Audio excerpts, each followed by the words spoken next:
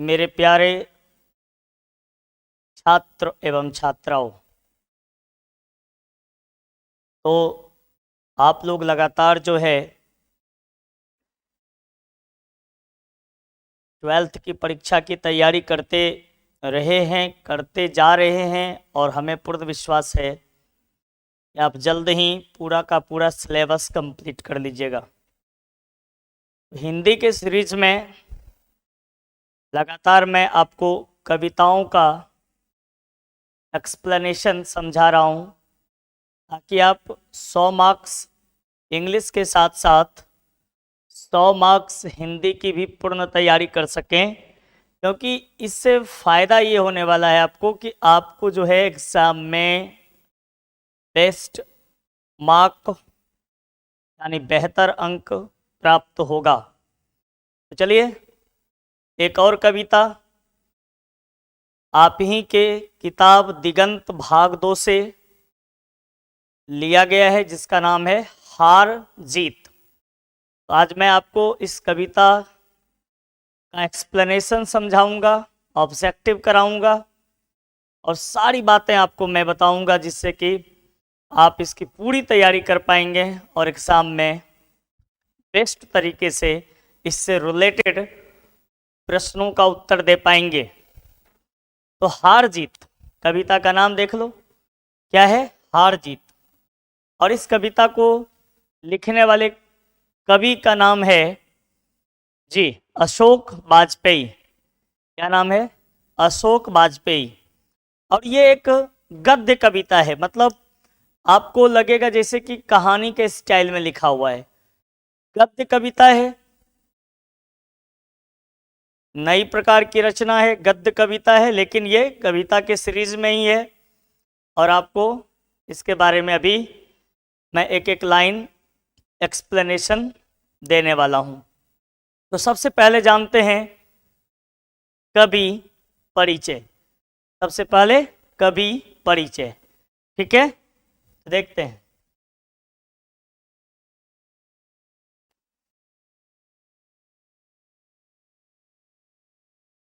अशोक वाजपेयी का जन्म 16 जनवरी 1941 ईस्वी को दुर्ग छत्तीसगढ़ में हुआ। दुर्ग स्थान है, नाम जगह का नाम है और ये छत्तीसगढ़ में है। हालांकि ये मध्य प्रदेश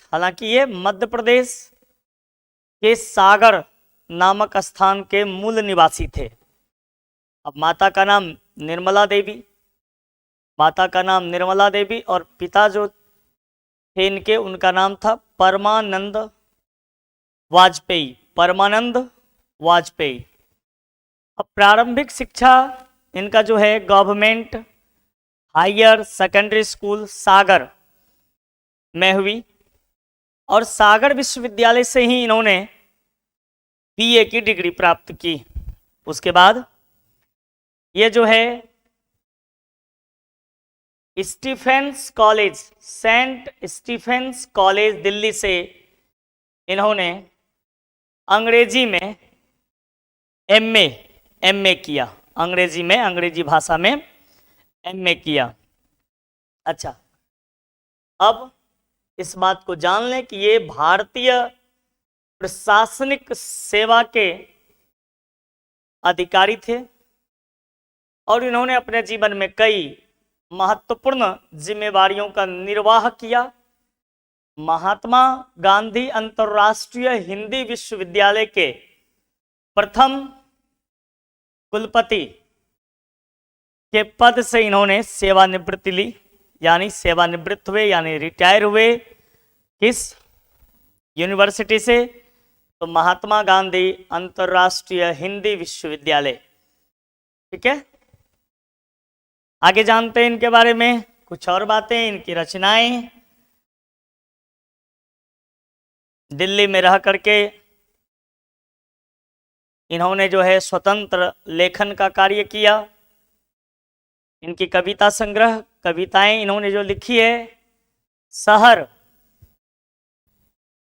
अब भी संभावना है, एक पतंग अनंत में, अगर इतने से तत्पुरुष कहीं नहीं वही, बहुड़ी अकेला थोड़ी सी जगह, घास में दुबका आकाश, आविन्यो अभी कुछ और, समय के पास समय, दुख चिट्ठी रसा है, विवक्षा कुछ रफू कुछ थिगड़े, हार जीत इबारत से गिरी मात्राएं, उम्मीद का दूसरा नाम।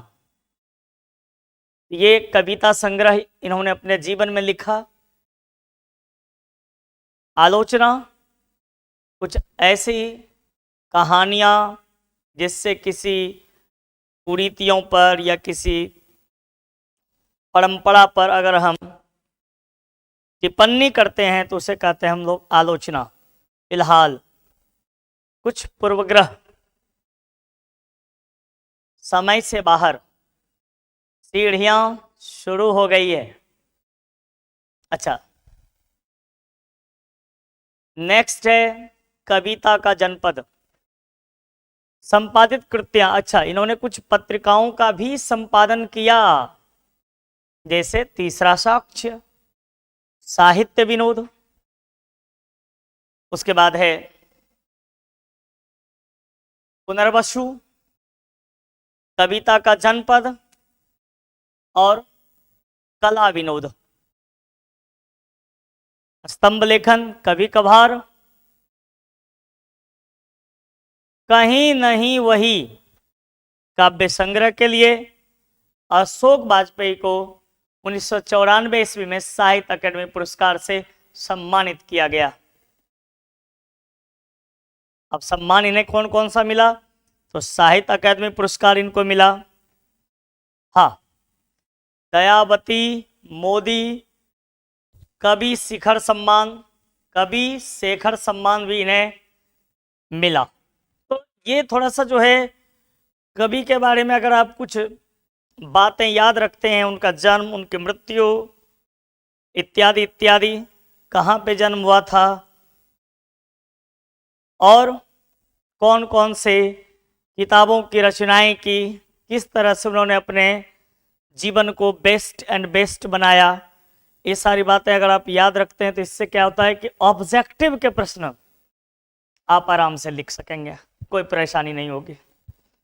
अब है कि प्रश्नोत्तर या भावार्थ लिखने के लिए हमें कविता का लाइन बाय लाइन समझना होगा। तो प्रश्नोत्तर, भावार्थ और कुछ वस्तुनिष्ठ प्रश्न कविताओं से भी पूछे जाते हैं। तो इसके लिए अब हम एक एक लाइन का जो है, जिसको हम कहते हैं 100 प्रसंग व्याख्या, उसको हम लोग करने वाले हैं। ठीक है, सो बी रेडी, तैयार हो जाइए।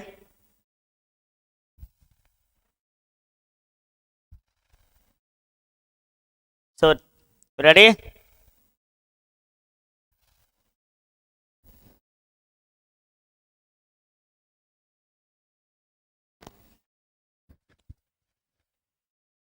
देखिए, वे उत्सव मना रहे हैं, सारे शहर में रोशनी की जा रही है।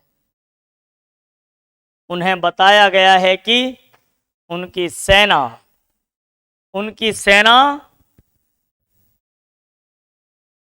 रथ, उनकी सेना रथ विजय, उनकी सेना और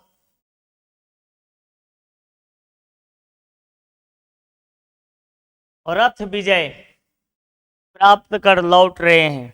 उनकी सेना और रथ विजय प्राप्त कर लौट रहे हैं। तो कविता का मीनिंग समझिए।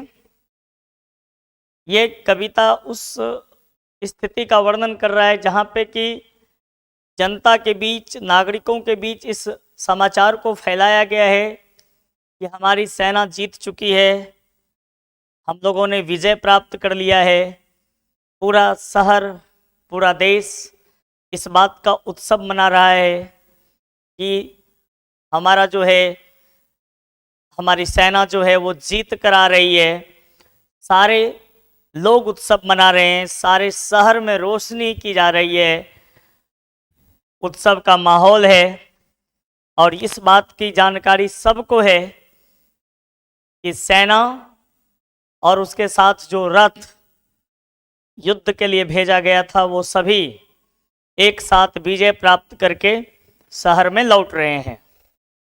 नागरिकों में से ज्यादातर को पता नहीं है कि किस युद्ध में उनकी विजय, उनकी सेना और शासन गए थे।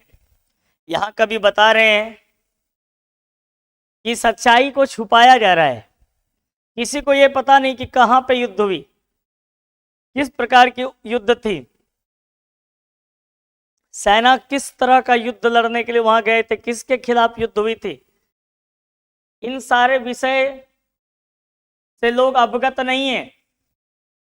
लेकिन इस मैसेज को, इस न्यूज को फैला दिया गया है, इस समाचार को हर जगह फैला दिया गया है कि हमारी सेना एक बहुत बड़ा युद्ध जीत करके वापस लौट रही है।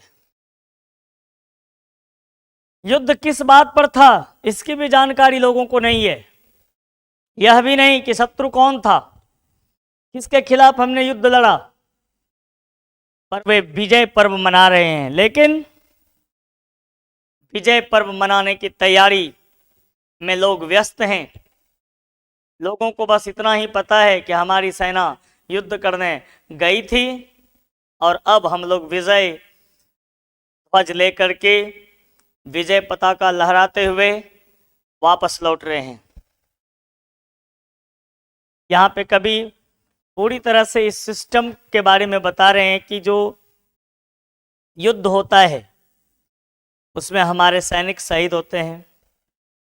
किस बात को पाने का होड़ है, क्या आखिर हम चाहते हैं, किस लिए युद्ध हो रही है, नागरिकों को इस बारे में सूचना नहीं दी जाती है।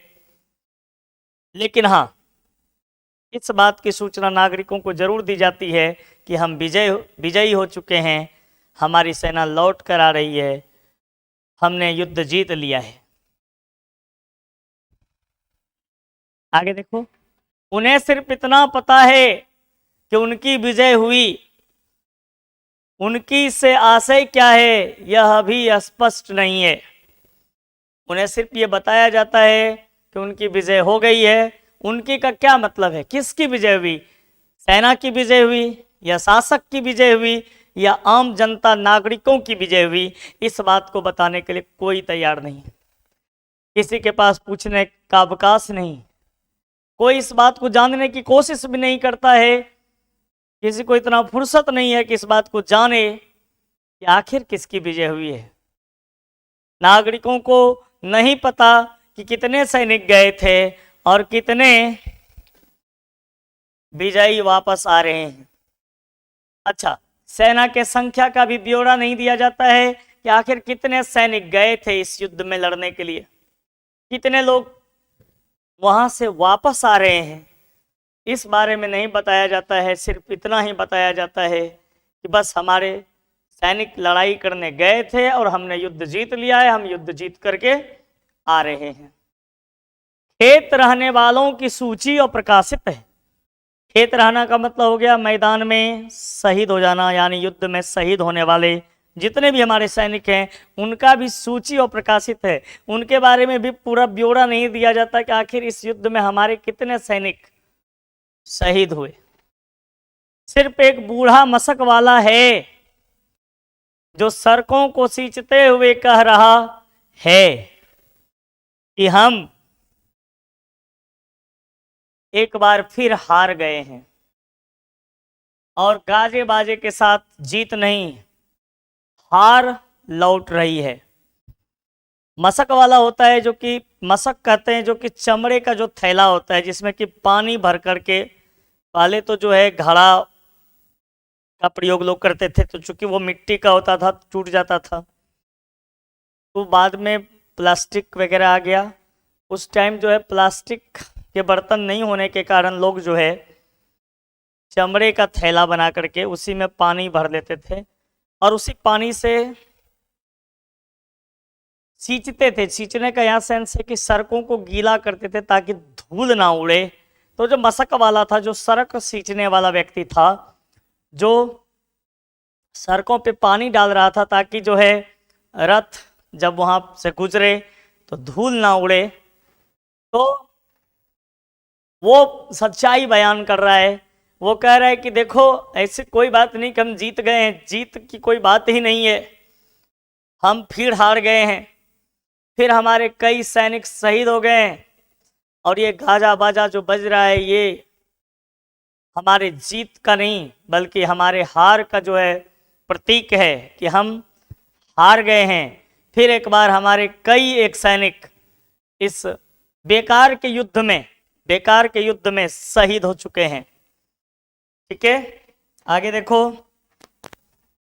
लेकिन एक बात है, उन पर कोई ध्यान नहीं देता है। अच्छा, यह कि उस पर सड़कें सींचने भर की जिम्मेवारी है, तो सत्य बात है, उस पर कौन ध्यान देगा? वो तो एकदम से सिर्फ जो है सड़क सिंचाई करने वाला एक बहुत ही आम पब्लिक है, आम जनता है, उनकी बात कौन सुनेगा? उसे तो सिर्फ दिया गया है कि सड़क की सिंचाई करो, सड़क पर पानी डालो ताकि धूल ना उड़े। सच को दर्ज करने या बोलने की नहीं, सच बोलने की जिम्मेवारी उस पर नहीं है, क्योंकि वो सच बोल ही नहीं सकते, उनका ऐसा पद ही नहीं है कि वो सत्य को बयान करे। जिन पर है वे सेना के साथ ही जीत कर लौट रहे हैं, और जिनको ये जिम्मेवारी दिया गया है कि भाई क्या बात है, सत्य बात बताइए कि हार हुई कि जीत हुई, कि कितने सैनिक गए थे, कितने सैनिक लौट कर आए, उसके बारे में हमें कुछ बताइए, तो वो बताने के लिए हैं कहाँ? वो तो सेना के साथ ही जीत कर लौट रहे हैं, तो वो भी बताने की स्थिति में नहीं है। तो इस तरह से जनता को सत्य का पता नहीं चल पाता है, और एक बार पुनः जनता इस बात को नहीं जान पाती है कि युद्ध किससे था, किस बात के लिए युद्ध हुई, किस प्रकार की जीत हमें मिली, युद्ध में हमें क्या फायदा हुआ, या फिर कितना नुकसान हुआ, कितने सैनिक गए और लौटकर नहीं आए। इन सारे चीज़ों की जानकारी नहीं दी जाती है। बस जानकारी दी जाती है तो सिर्फ इतना कि हमारी सेना कहीं युद्ध करने गई थी, हम लोग जीत गए हैं, और आज हम विजय रथ लेकर वापस लौट रहे हैं। तो आप जितने भी लोग हो, शहर के लोग हो, सब लोग मिल करके उत्सव मनाओ। बस इतनी ही बात हमें बताया जाता है। आगे देखो, अशोक वाजपेयी के द्वारा रचित यह जो हार जीत कविता है, यह एक गद्य कविता है। गद्य मतलब इसे कविता के स्टाइल में नहीं, कहानी के स्टाइल में लिखा गया है। यह कविता लिखने की आधुनिक विधा है, मतलब आधुनिक तरीका, आधुनिक शैली है यही कि कविता को गद्य स्टाइल में लिखा जाए। कवि युद्ध के विषय में हार जीत पर प्रश्न खड़ा करते हैं कि आखिर इस युद्ध में हार जीत किसकी होती है। कवि कहते हैं कि शासक लोग उत्सव मना रहे हैं, सारे शहर को सजाया जा रहा है, शासकों ने जनता को बता रखा है कि उनकी सेना विजय रथ लेकर लौट रही है। कवि यह बताते हैं कि नागरिकों में से ज्यादातर लोगों को पता ही नहीं कि युद्ध क्यों हुई और किससे हुई। कवि कहते हैं कि जनता को यह नहीं बताया गया है कि सेना कहां से लौट रही है, किसे पराजित करके लौट रही है, इस युद्ध में कितने सैनिक गए थे, कितने सैनिक वापस आए, इस चीज की सूची नहीं दी गई है। और वास्तविकता ये है कि इस बारे में किसी को कुछ नहीं पता, लेकिन लोग जो है वो उत्सव मनाने का कार्य लगातार कर रहे हैं, उत्सव मना रहे हैं। ठीक है,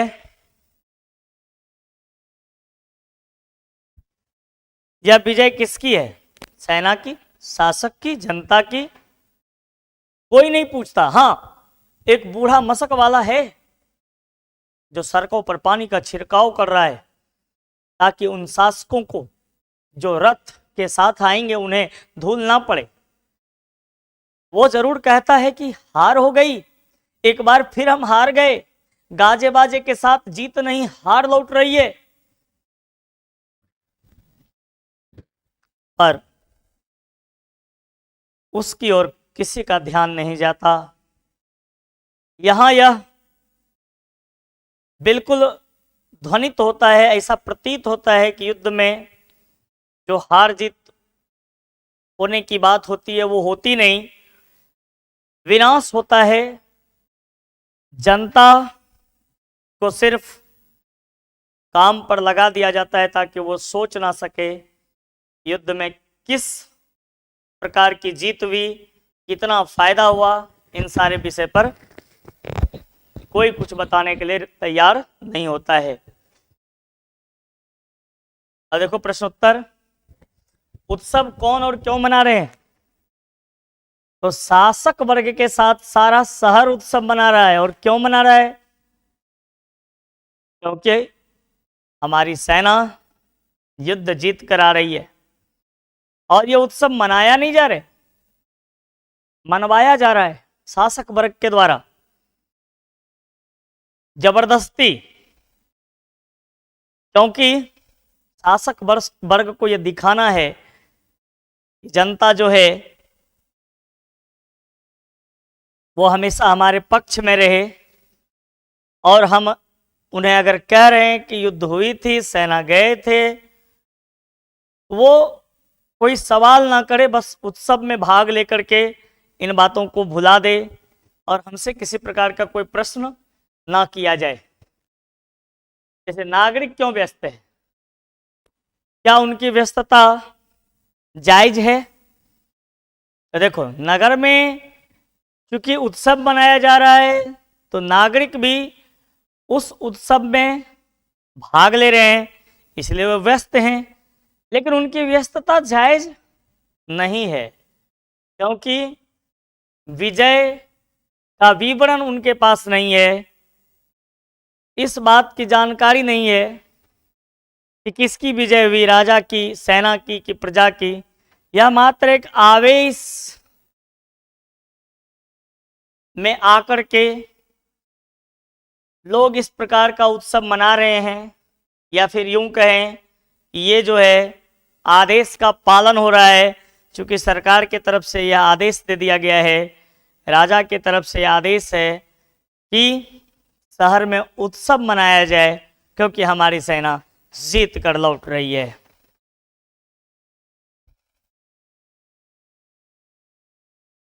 तो जब आप पूरी तरह से व्याख्या समझ चुके हैं, एक भी प्रश्न का उत्तर ऐसा नहीं है जो आपको समझ में नहीं आएगा। आप इत्मीनान से इसको कर सकते हैं। जैसे देखो, किसकी विजय हुई है? सेना की, नागरिकों की? कवि ने प्रश्न क्यों खड़ा किया है? यह विजय किनकी है? आप क्या सोचते हैं, बताएं। तो वास्तविकता यही है कि किसकी विजय हुई है किसी को नहीं पता, क्योंकि लड़ाता कौन है, लड़ता कौन है, विजयी कौन होता है। अगर इस पर हम विशेष रूप से सोचें तो लड़ाता है स्वार्थ, वो नंगा स्वार्थ। लड़ती है सेना, विजयी होती है सत्ता। पर नागरिक को तो बस इतना ही बताया जाता है कि उनकी विजय हुई है। हर युद्ध के पीछे घोर स्वार्थ है, अधिकारों की लिप्सा है। सारा खेल राष्ट्र के सम्मान के नाम पर होता है। जनता यह नहीं जान पाती, अतः यह प्रश्न स्वाभाविक है कि कौन जीता, सेना? तो सच्चाई यही है, जीतती है सेना, फल भोगता है शासक, और जनता तो बस यूं ही खुश हो जाती है। इस बात को सुनकर कि विजय हुई है, हम जीत गए, हम अपने जीत को मान लेते हैं। यह विजय वास्तव में सत्ता पक्ष की विजय है। ये ना तो राष्ट्र की विजय है, ना तो सेना की विजय है, ना तो जनता की विजय है। बस सत्ता पक्ष अपने स्वार्थ के लिए इस विजय ध्वनि को पूरी तरह से सबों के सामने प्रस्तुत करते हैं और इसका भरपूर फायदा उठाते हैं। तो इस तरह से प्रश्न का उत्तर करना बिल्कुल आसान है, आप आराम से कर सकते हैं। अब देखते हैं ऑब्जेक्टिव।